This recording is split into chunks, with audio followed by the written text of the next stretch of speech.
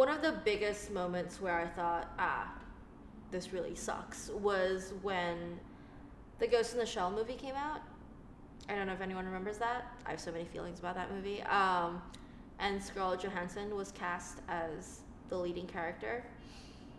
Growing up, I was a huge anime nerd, like massive anime nerd. Literally, I could be it's as stereotypical as it gets. And I was really excited to watch Ghost in the Shell become a huge Hollywood production because it featured this strong Asian female character. And then, of course, Scarlett Johansson got cast. And to me, I was like, oh, this is a huge problem within Hollywood, where the last Hollywood movie where we really saw, like, Asian women of color was The Joy Luck Club, which was, 30 years ago? And, the stereotypes that we have within our community of color, like within artists of color, we're always cast in a certain way. Like, Asian women always have, like, a colored streak in their hair. They're either really quiet or they're really, really, like, weird. Kind of that triggered, for me, a lot of issues that I started researching into and looking into and kind of realizing, oh, there's a huge issue here where there's a massive gap for minorities within Hollywood, and therefore even the roles that are written for Asian characters are taken by white actors. And I looked at Hollywood and I thought, okay, before tackling the big things, like, why is this the case? Why are we so okay with this happening? Because when you look at interviews in Japan, when they interviewed people about Ghost in the Shell, everyone was okay with it.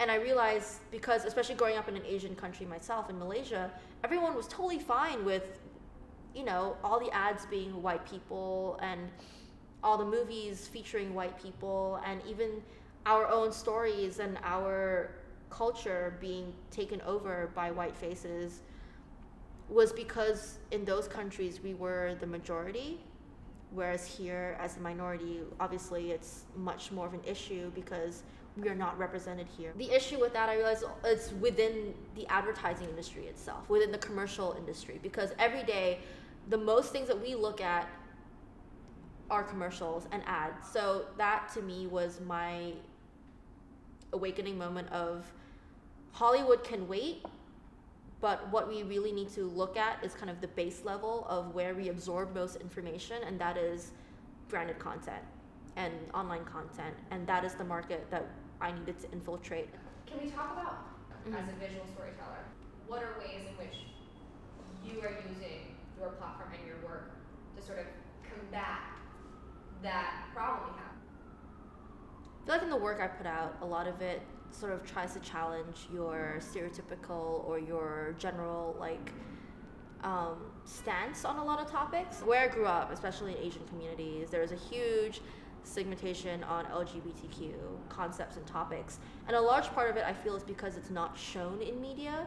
It's not shown to be a normal everyday thing. It's not shown that it's accepted. It's kind of always either seen as like a special, different, very contemporary new relationship, or that it's a forbidden type of relationship. People watch stories like that and they go, oh my gosh, it's a gay story, it's an LGBTQ story. But in effect, like, what I want is for people to see it and go, oh, it's a love story. The platform that we've been given in media and mainstream media especially is so powerful, in the sense that because people watch what we do all the time, we in essence have the power to shape the way people think and feel about certain topics. What would you say is the biggest challenge when it comes to making sure the content you're getting hired for, you have the ability to cast the way you want to? I've definitely worked with clients before who have definitely approached me with mood boards and with other examples that they're trying to emulate,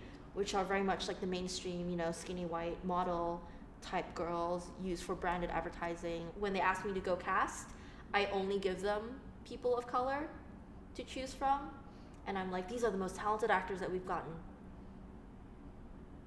So I don't know, I feel like there's ways to go about it, but we have to be so sneaky. And when I wish that it could just be an open thing where I could be like, all right, these are all look at this huge variety of beautiful, talented people and get back to me on who you want. But at the same time, we're also living at a time now where diversity is now trending and being different is now trending. which is great in its own way too, because now people of all sorts of colors, shapes, sizes are all starting to be on larger platforms and start to be accepted. But what I'm worried about is that it's just going to be a trend, because trends go away.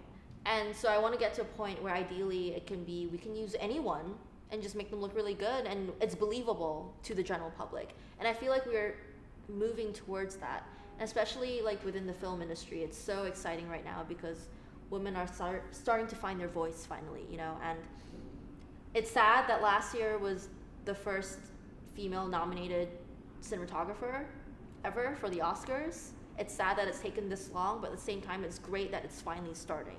Hopefully we get to a point where all content and all creative industries are inclusive of all genders and of all identities and of all races and of all like relationships, and it's no longer a trope, or it's no longer like the new trending thing. It's just what it is in life.